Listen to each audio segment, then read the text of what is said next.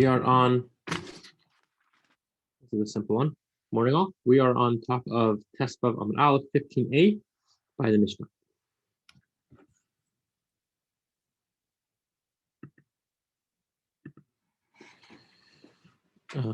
Okay. We started the Mishnah yesterday, and we'll just go over it again. Tikra she'enala ma'aziva.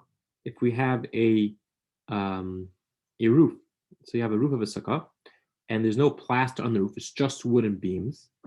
So technically, it's sort of like a sukkah, but the problem is that it was built for roof, not for sukkah. So what could you do? Yehuda says that according to Shammai, you have to shake the board, unloose the board and shake it, number one. And you also have to remove every other board and replace it with schach. So that is the way, that is Rabbi Yehuda. So that's sort of how Rabbi Yehuda brings the name of Shammai. Then Rabbi Yehuda brings the name of Beis Hillel. Beis Hillel Imrim, with bakvek, you have to move it. Or noitel achatim time. Either you have to go ahead and you have to move it a little bit, give it a shake, unloosen it and shaking it, or you can remove every other beam and place chach in between. Rav Meir says, as opposed to Rav Meir's argument, says, you can loosening them is not going to help. Rather, you have to go ahead and remove every other one. So we have a machlekes. Rav Yehuda brings down Beis Shammai Beis Hillel. Beis Shammai says that one has to, if I have a house with beams on the roof and there's nothing else, so therefore I could technically, it's sort of like a sukkah, but it wasn't placed for the sake of shade. I have to go ahead and shake it. I have to loosen it, and I have to remove every other one and put a correct schach in between. Beis Hillel holds you could do one or the other. Our mayor says you only could do the removing every other one and not go and not be able to be mefakvek. And the Gemara is going to explain what the two reasons we could be dealing with. One reason of the sukkah, of which is a house, and by removing the beams, we're on top of Tesvav Amud Aleph in the Mishnah. We just finished the Mishnah. We're just taking something out. So we're on top of 15a at that in the Mishnah. So if I have a house which has beams, and it seems like a good sukkah, but I have to do something to the roof. What's the problem? Either it's because tasli min asoi, either it's because as Rashi explains reasons, because I am creating a sukkah out of a already created entity and I didn't build it for the sake of the sukkah, or the problem is Xeir Tikra, that people are going to come in and think that one could go ahead and eat under their own roof in their own house because they look at me and they see that I'm eating in a house and they don't know that I actually moved, and they don't know that I actually fixed it up. Now, there is, just to speak out, one issue that according to a mayor, according to in the previous, and it's going to come up again in the previous Amud, we had a machlekes between Rav and Shmuel. What is the machlekes exactly between Rabbi Yehuda and Rav Meir in the previous Mishnah, which the previous Mishnah will also come up on today's daf. So we could go over that in the previous Mishnah, we had a machlekes Rabbi Yehuda and Rav Meir. Could one go ahead and use planks of wood? Where Meir said you can't, Rabbi Yehuda says you can use a planks of wood. And then we had a machlekes Rav and Shmuel. What is the argument in Rabbi Yehuda and Shmuel? Rav Meir and Rabbi Yehuda. That Rav said that we're talking about more than 4, that's the argument. But less than 4, everyone will agree that is kosher. And then we had Shmuel that said more than 4, everyone agrees is invalid, and less than 4, everyone agrees is not going and less than 4 is a machlekes in Rabbi Yehuda and Rav Meir. So at least according to Shmuel, and Rashi asks this question, according to Shmuel, that says that less than, everyone agrees that more than 4 tfachim of wood is invalid schach. If so, and technically our Mishnah, we could talk about what a regular board is usually more than 4 tfachim. So we could be, our Mishnah is referring to a board which is more than 4 tfachim. So then if there's invalid schach, how can I ever eat in the sukkah? Because if I remove every other one, how does that help me? Or if I just pick it up, that doesn't help me because there is invalid schach in this roof, and that means this roof is going to be, I'm eating under a roof which has invalid schach, regardless if I picked it up, or regardless if every other piece of beam was removed and it's schach in between. If I have beam, technically right now I have beams which are 4 tefachim wide. So the answer is that according to this case is that I removed at least in the case of the removing, you could get away with it. The answer is that if you remove 2 beams in the middle and you fill it up with schach, and the rest on the left is all the beams. On the right is all the beams, but both sides are within 4 amais of the sukkah. And if I remove 2 beams, so I have 8 tefachim of real schach, and that's my minimum amount for sukkah. Then I'm going to use Diskind akuma, that the walls move sort of slope towards the middle of the sukkah. Where I took out 2 beams, I have my kosher schach. That is a way to answer that question. So now we're on to the Gemara. 15a by the Gemara. Now we have a question. What's the problem that we're trying to take care of by either moving the schach or by replacing every other beam with either by moving the schach or replacing every beam with schach, or rather moving the beams. We're on the Gemara by 15. 15. Yeah. That his issue is because we're afraid of the issue of that you're not preparing, and rather you're using something which already was prepared. If you go ahead and you move each beam, you're doing a maisa, so you're sort of creating it for the sake of sukkah. Or if you go ahead and remove every other one, you're also doing an action and showing. And you're showing enough act. You're doing enough act on the roof to be called tasa that I prepared it for sukkahs. Now, ela beishamai, but beishamai tamai. What's the reason beishamai? Mishum taslim and asoy bechadasagi. If it's the issue is because we're nervous about this, the problem, the biblical issue of you have to prepare the sukkah, not do it from something which was prepared. Even one is enough, just like Beis Hillel. That was Beis Hillel's issue, and Beis Hillel said one is enough. Imishum gzeres tikra, and remember, Beis Shammai says you have to do both.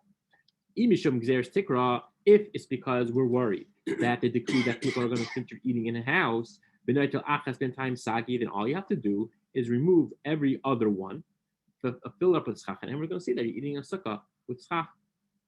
And that, so what is the problem according to? What's the problem according to Beis Shammai? So the other Bisham Gzeres Tikra. Really, the problem is Gzeres Tikra. And this is what we're trying to say. Even though that you went ahead and you moved it a bit, that's what we have to reread the Mishnah a bit, and we have to read that Beis Shammai means to say that doing the shaking, loosening the board is not enough. You have to go ahead and remove every other beam and replace it with schach. So right now we're on machlekes hold between Beis Shammai and Beis Hillel, according to Rabbi Yehuda.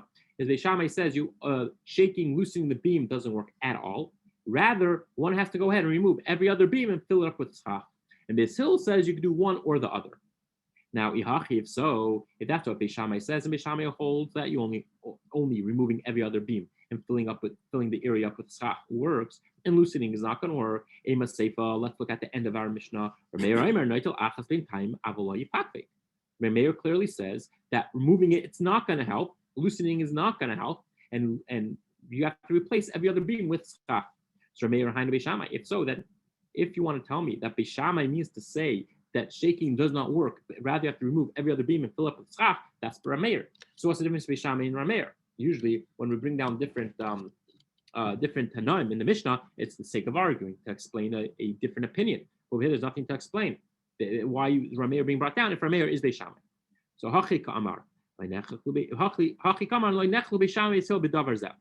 when Rameir brought down his opinion that one has to go ahead and remove every other beam and not loosen it, what he meant to say was he's telling Rabbi Yehuda, I hold that Beis Shammai and Beis Hillel do not argue. Everyone holds, whether Beis Shammai, whether Beis Hillel, both agree to this idea that loosening it does not help, and rather you have to remove every other beam. So right now, the way we're holding it is we have machlekes between Rabbi Yehuda and Rameir. If there is a machlekes between Beis Shammai and Beis Hillel, Rabbi Yehuda says there is a machlekes, there's an argument between Beis Shammai and Beis Hillel. Beis Shammai says that one has to go ahead and only remove every other beam and fill up with schach because we're worried about gzeres tikra, to take care of the issue that it looks like you're eating in a house. And Beis Hillel says the issue is not gzeres tikra, rather the issue is the issue of taslim and asoy, the issue of that you're eating in there prepared, you didn't prepare this for sukkahs, therefore you could do either one, either remove the schach or remove either beam and fill up the schach, or shake it. They'll fix that problem. And Rameir holds no. Both Beis Shammai and Beis Hillel do not argue in this case at all, and both are worried about Gzeir's Tikra, and the fix is to remove every other beam and fill it up with schach. If so, my Kamash Milan, the Rameir is like Gzeir's Tikra. What's the Chiddush? What's this Mishnah coming to tell us? If Rameir holds that the whole issue is after Gzeir's Tikra and you have to remove every other one, Rabbi Yehuda less like Gzeir's Tikra, and you want to come and tell me that Rabbi Yehuda holds there is no problem with Gzeir's Tikra.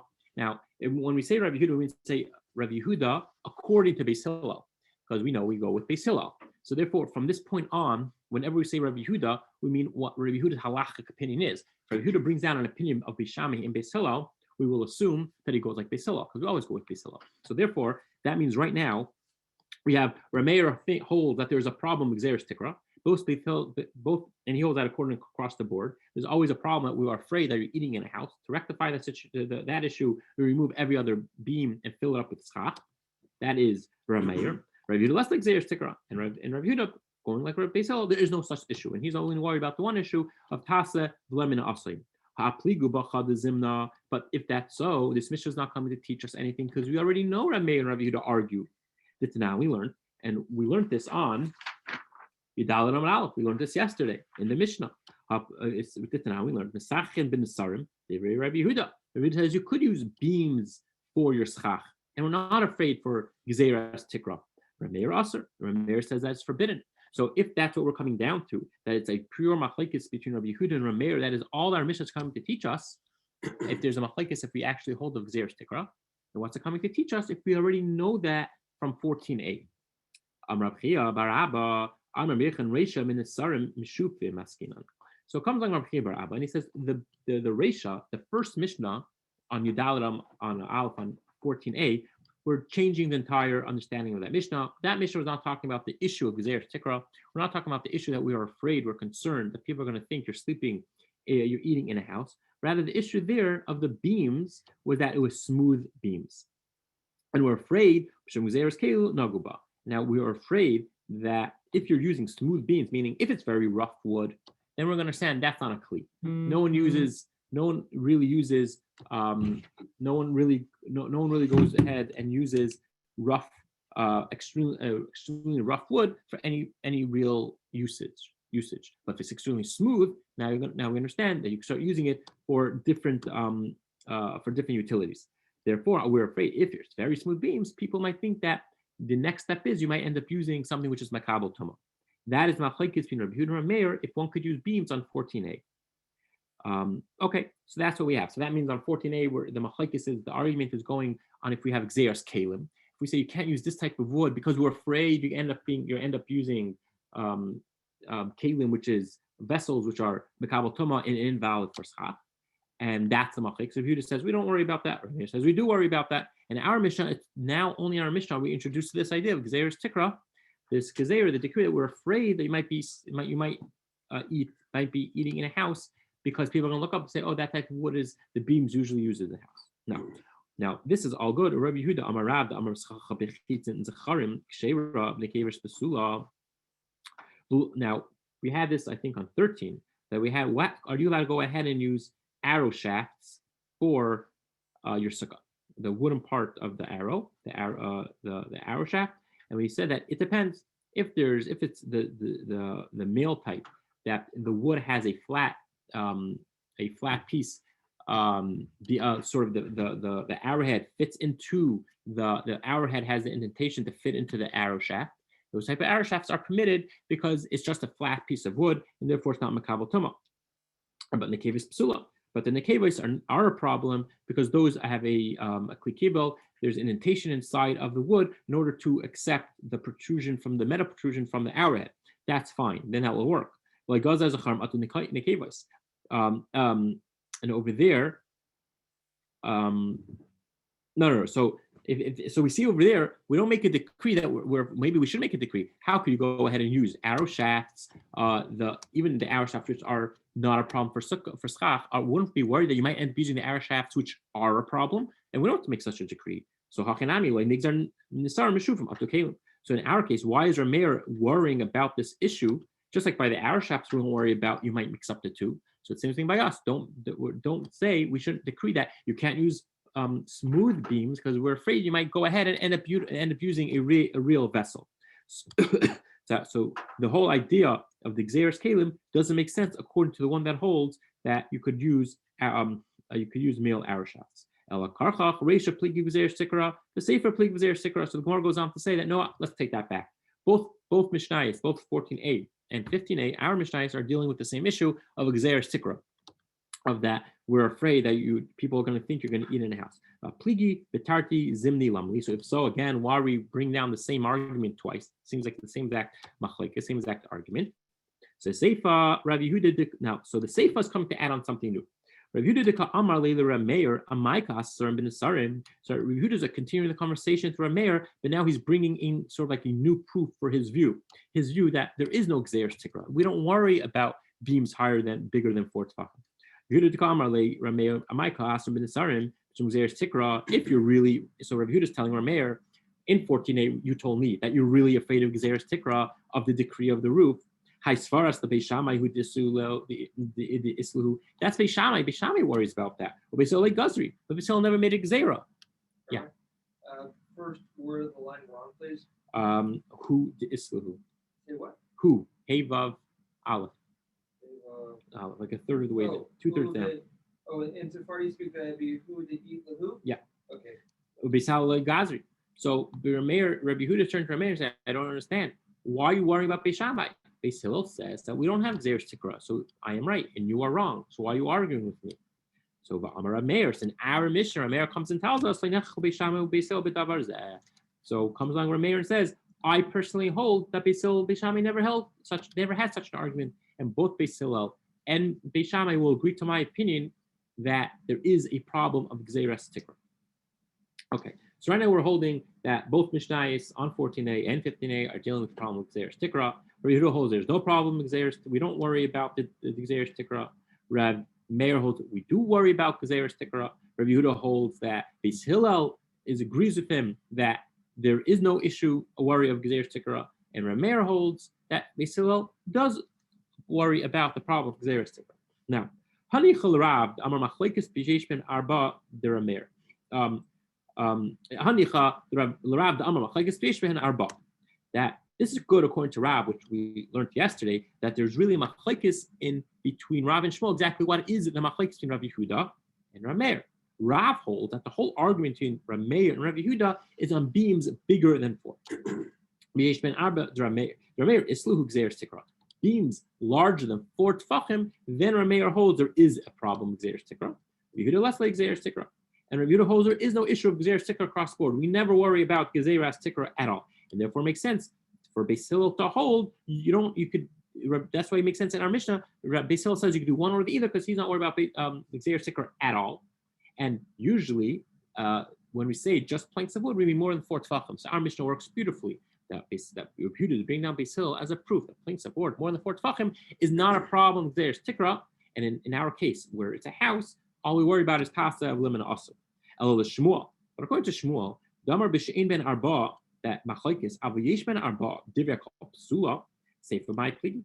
But according to Shmuel, we do have a problem. Shmuel, we learned yesterday, understands the machlekes between Rabbi Yehuda and Rameir to be on planks of wood between 3 and 4 tefachim, and everyone will agree more than 4 tefachim is a problem of Xeris Tikra. Now, our Mishnah, since it's just as Tikra, we didn't really specify what is the size of the boards. We could very well assume that we are referring to planks of board more than 4 tefachim. If it's planks of board more than 4 tefachim, Shmuel will understand. Even Rabbi Yehuda will agree there's a problem with Xeris Tikra. So how could Rabbi Yehuda be saying in our Mishnah there is no problem with Xeris Tikra because since he's going with the opinion of Beis Hillel? If we're talking more than 4 tefachim, if Shmuel holds when it's more than 4 tefachim, everyone will agree that it's invalid.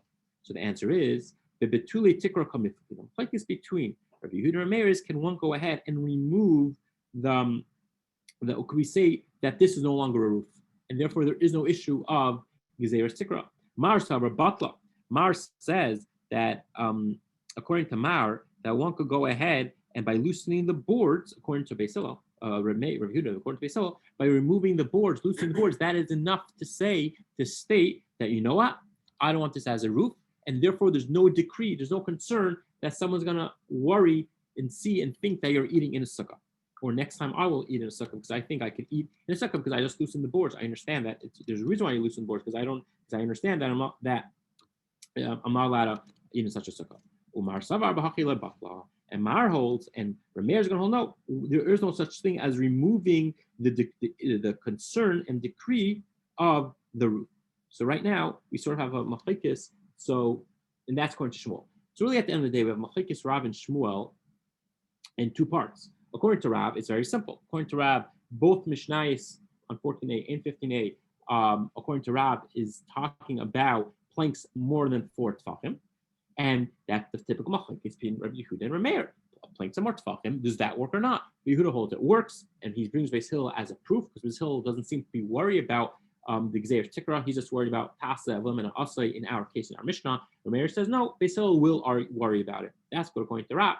And according to Shmuel, who holds the machlekes is between 3 and 4, but everyone will agree that 4 tefachim is a problem. In that case, Shmuel is going to understand our Mishnah is not really arguing if there is an issue of Gzeir Tikra. Everyone agrees there's a problem with Gzeir Tikra. The issue is, could I go ahead and remove any issue of Gzeir Tikra by simply loosening the beams of the roof? Rabbi Yehuda says you could get rid of the issue of Gzeir Tikra. There is an answer to the problem, and according to Reb Meir, there's never an answer, and you will always be left with Gzeir Tikra. Okay, we're on the Mishnah on 15a on the bottom. Are there any questions on what we just said? All right, so you forever hold your silence. Okay, says the Mishnah. My volume on? Yeah. So okay, says Mishnah. Hamikra sukasei b'shpudin. If one goes ahead and supports his schach with metal brackets or anything on metal. Or I want to go ahead and create cross beams to place the schach over, and I'm using the sides of a bed. Which, if you think about it, if you have a bed that falls, that takes apart. If I take the beams the metal beams that run and support the side of the bed, that's very good. That's a metal pole which I could put across my sukkah and place schach on top of. Now, the problem is that's pasul schach. So now, imish revach bein nehem kimaisan kshera. If it's 50-50, meaning the amount of schach is 50% to the amount of the beams of the pasul schach, then it will be okay. And this the next case is if someone goes ahead and he digs out a hole in a grain pile, in a pile of hay or straw, last place like sukkah, and you make a sukkah in your sukkah, it's not going to be a sukkah. It's going to be forbidden to be a sukkah. Okay. Now, asks the Gemara. Perhaps this Mishnah is a proof against Rav Huna Braid Rav Yeshua. The itmar, because Rav Yehuda Braid Rav Yeshua says in Hilchos Shabbos, Paritz ka'oimei, Rav Papa Amar Mutter, Rav Huna Braid Rav Yeshua Amar Pa'aser. The halachis of Shabbos, if it's Paritz ka'oimei, meaning is that the amount of it's 50% open and 50% closed, and so in such a case, Rav Papa says Paritz ka'oimei still 50-50 remains permitted, and Rabbi Yeshua holds that 50-50 does not work. This is talking about mechitzas on Shabbos for the hilchos of Eruvin, and the issue is that you have 50% open, 50% closed. Rabbi Yeshua, Rav Yeshua says it's permitted. But if so, now supply it to Sukkah. In our Sukkah, our Mishnah said if it's imish revach b'neiim k'moisan, meaning we have the same amount of schach as to metal, 50-50, it's permitted. So why is it on Shabbos, Rav Huna Braid Rav Yeshua is saying that it's aser, and over here we're saying that's permitted. So perhaps this will prove when it comes to Shabbos, Rav Huna Braid Rav Yeshua is wrong, and it's permitted to have 50-50.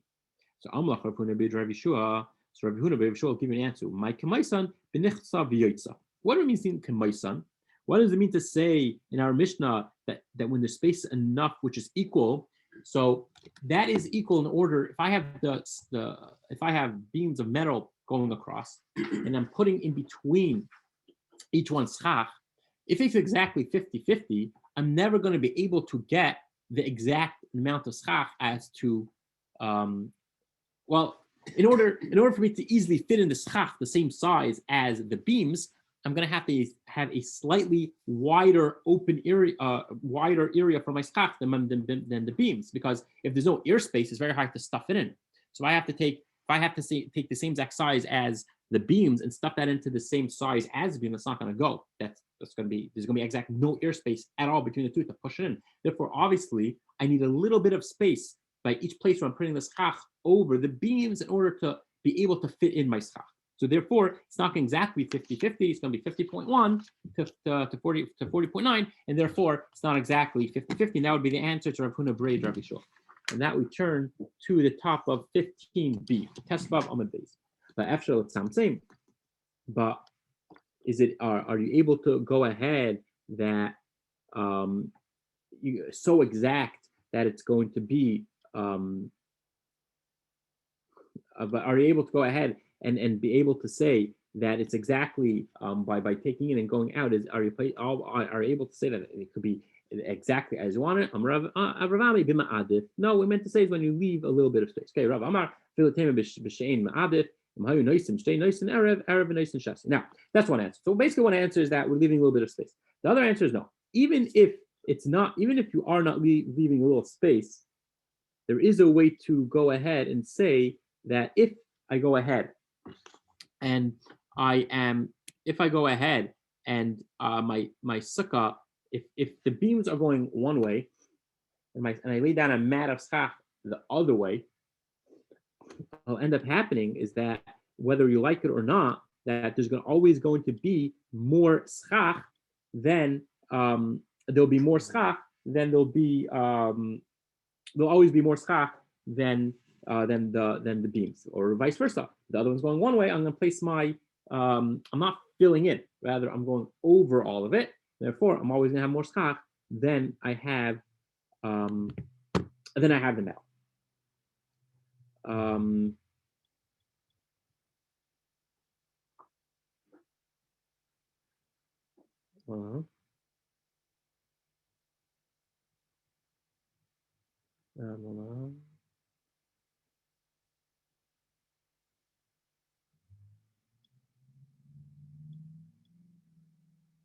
Okay, now that we're going to go further. Or with the we said the side of the bed.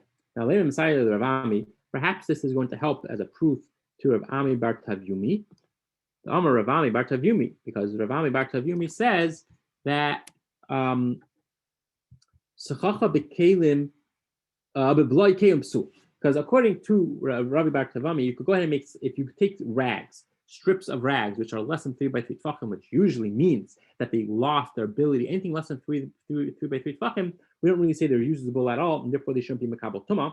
But even according to Rabbi Baruch Tavyumi, once it was part of a beged, and then I turn into once it's part of something which is makabel tuma, and usually clothing are makabel tuma. And once I go ahead and I make them into strips, they still remain tamei. That's why, according to Ami Bar Tavyumi, I cannot use that for schach, because using something which is makabel tuma is not going to be good for schach. So now we want to say, what's the problem with the beds? Why are the beds going to cause a problem? They're no longer there. We're assuming if you're just using the beams of the bed, they've been all taken apart. They're all taken apart. They should not be makabel. They should not be able to be. They should not be able to makabel tuma. So let's learn from here that they are going to be. Perhaps we should learn from here that that there is a problem and they remain. This is going to be a proof. Once something was makabel tuma, it doesn't leave it. So Kedamar Chanan Bar Abba. No, the answer really is Ba'arucha v'shasi karayim v'ksara v'shtei karayim. Either we're talking about the long side, but we still have the feet, or the short side and still has the feet. So Hakanami Ba'arucha v'shtei Hakanami Ba'arucha v'shtei karayim v'ksara v'shtei karayim. Now, so what we're saying is that somehow it still retains some function. So why is it makabel tuma? Because it still retains some function, and by retaining some function, you still, since it has 2 feet, we'll see in a minute what it is. Since there's 2 feet coming out of it, it still retains some function. Therefore, it's going to be makabel tuma. We're going to see in a minute what that is. Now, where does Rav Chanan and Rava say this whole halacha that if you have a long side or the short side and it still has the feet to the bed, it's going to be a problem? And we turn to Tazayin Amar Aleph. We turn to 16a. Mita mitame bechavilu metahara chavila. That a mita, a bed which is complete, it could become a bed only could come tummy when it is complete. That means it has to be fully assembled. Metahara chavila, and only could be, and if it became tummy, by removing it, it's not. You only can mitar it when it still remains complete. If you mitar it piece by piece, it's not going to work. Mitar what? What's that mean? Put into the mikvah. Say what? Mikvah. Okay, all right. Yeah. So if I have a bed, and it only could become impure if it's complete. But it only could come tummy complete, and only could be put into the mikvah, and only could work if it's complete. The Rabbi Lazar, that Rav Chum say no, it could become impure when it's in pieces, and you could be mitayar it, and you also could put it into the mikvah as pieces. Now, how could it be that a partial bed could become tummy? It's already taken apart. So, Amar Chanan, Amar Rebbe, Arucha v'shesi kiraim kitzara v'shesi kiraim. That we're talking about in this case. That no, it doesn't mean to say it's fully unassembled. There is some assembly to it, meaning there is the feet are attached to it, and that is enough to go ahead and be able to utilize it. But come on, what could you use a bed frame with just one with a beam and legs? What could you do with it? The answer is limas mechinuhu aguda limasiv alayu umashta ashili. That one could perhaps go ahead and lean the. So if I have two beams coming out of my bed and I have two feet, and the other side doesn't have anything, I could take it and put and like lean it against the wall and make a hole in the wall and push it in, and therefore it will be using the wall as a support, and therefore I could go ahead and use it. So that's how it could very be possible that there's still a use for this bed. And therefore, just because we don't bring a proof that we originally wanted to say that rags, which were strips, and they're smaller than 3x3 tefachim, which usually is not makabel tuma. This could be a proof to the one that holds that it is still makabel tuma, and it doesn't lose its ability to be called a kli. Now we say no. Our case is talking about there's still a very good use for the bed. Therefore, it's going to be makabel tuma. Kegupa Amar Ami Bar Tavyumi Schacha Bevloi Kalim Psula. Rav Bar Tavyumi says that if you use these thin strips from the rags. It's going to be something which could be, it will be possible. My bloy kalim. So what does bloy kalim mean? Amar baya betlainei she'elim behem shalish shalish. We're talking about strips, rags, which are not 3x3 tefachim. That they're not worthy to be used by poor or the rich. If I have mats of reeds or of some type of fruit, shireha or another type of some item, even though they became smaller than the shear, I still cannot go ahead and use them for schach. Again, this is the same man the Amar that holds the small rag, less than 3x3 will not work. Now, machsal sakanim, gedola, the big, if I have machsal sakanim, if I have sheets, mats of like our schach mats, if I have mats of reeds, which are extremely big, if they're extremely large, you are allowed to go ahead and use them as schach. Ketana, if they're small, in misachin bay, because small ones have a usage to sleep on. Very extremely large mats, or no one's going to really sleep on a mat the size of a ceiling. But small ones, if I'm using many small ones, that is a use because I can sleep on it, and therefore it will become a tumah. Rav Elazar said, no, even the big ones have a use because still you could sleep on it. You still can use it for something, and therefore you cannot go ahead and use it for schach. Let's finish this off. Amar Afuna. So we said we said in the Mishnah the one cannot dig out from the straw. So Amar Ravuna loishtanu elish in sham chlal tefach v'mesach shiva. That is only a case when you don't have already in the schach the size of sukkah. So if I don't have a hole in this in the gadish in this grain heap, less if I don't have the size of sukkah and I make it bigger, then it's going to be a problem. That's going to Ravuna. But if already I have it, I could widen it. That's not a problem. Meaning, if I build a sukkah properly, I could start widening it, but in a way by adding on in something which I did not prepare, and will be a problem. And also, but since I already had a kosher sukkah, it's fine. Last sukkah we learned we're repeating in a different way. We learned that if someone goes ahead and makes a gadish to make a sukkah, I dig out, harayz a sukkah, it's a good sukkah. Vantanan, any sukkah, but we saw, what do you mean? It's not a good sukkah. You can't dig out of a heap of grain. The case of Rav Huna, they already had a proper size. Rami Mirma, some ask a different way. You may ask as a contradiction. One place we learned you can't dig out of a pile, a heap of straw. Who the Tanya Hari of Tanya Hari is a sukkah, but also we learned it is a sukkah. That's when you have a kosher side and just widening it. And the other side is when it was not wide enough and you're creating a brand new sukkah, that is going to be usher. Okay, we're going to stop here by the Mishnah on 16:8. 16, yeah. First of all, I didn't prepare further, and number one, my computer's about to die.